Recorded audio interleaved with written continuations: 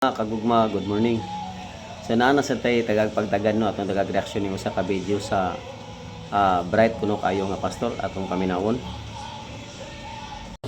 Mismo pagdadi dos bagong langit o bagong yuta, adlang ipapahulay Sabado mangyapon didto, naa magyapoy simba didto.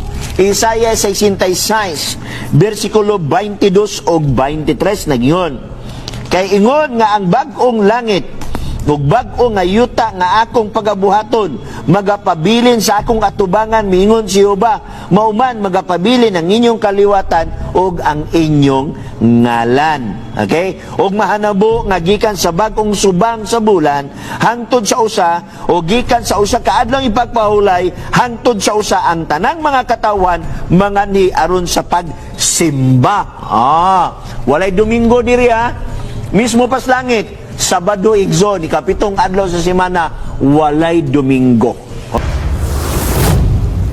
Matod pa niya mga kagugma, bisan kuno sa langit, aduna gyapoy pagsimba. Naagyapoy Sabado dito, ikapitong adlaw sa semana nga mao ang Saturday.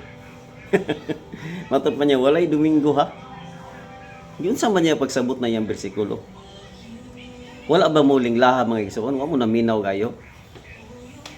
Nga ang iyahang pamahayag murabag simple lang pero nalingla na ta. Ngano man, ang langit na adi ay kalendaryo dito. Nagamit sila sa earthly calendar. Yun sa man niya pagnauna. Nga ang langit timeless man na diha at masabot naman na nga eternal, timeless. Ngano man nga gigamitan pa man niya og kalendaryo.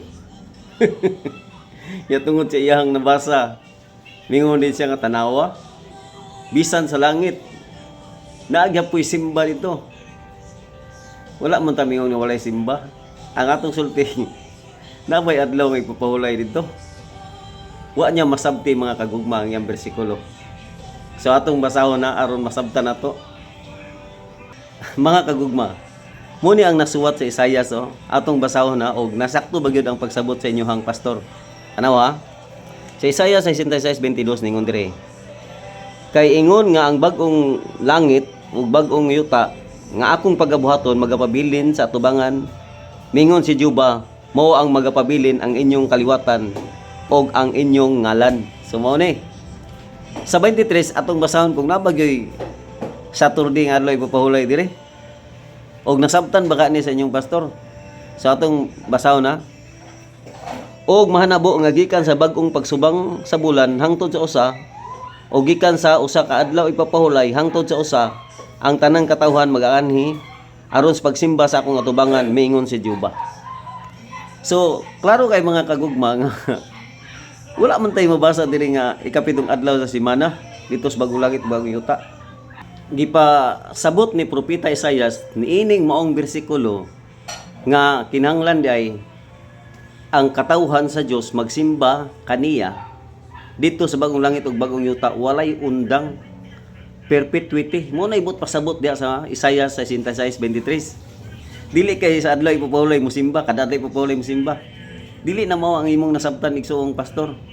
Ngano man, ningon gud dito og mahanabo nga gikan sa bag-ong pagsubang sa bulan hangtod sa usa. Ibot pasabot gikan sa pagsubang sa bulan hangtod sa usa, ang katawhan nagsimba kaniya. But pasabot nagsimba na kanya gikan sa pagsubang sa bulan.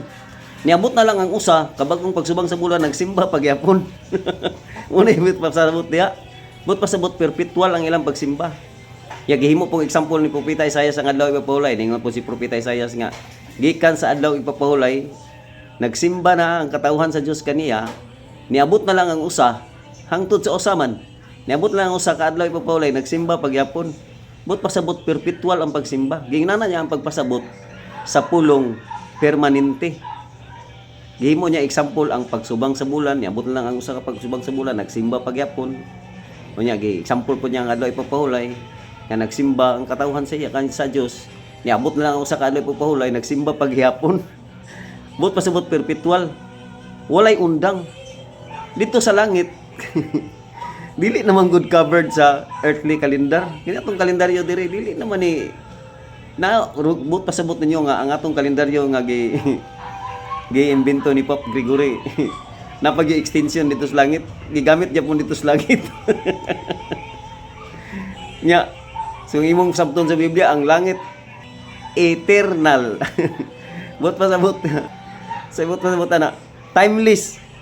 Apilan pa yung kalendaryo. Sa busa mga kagugma, dili ta palingla.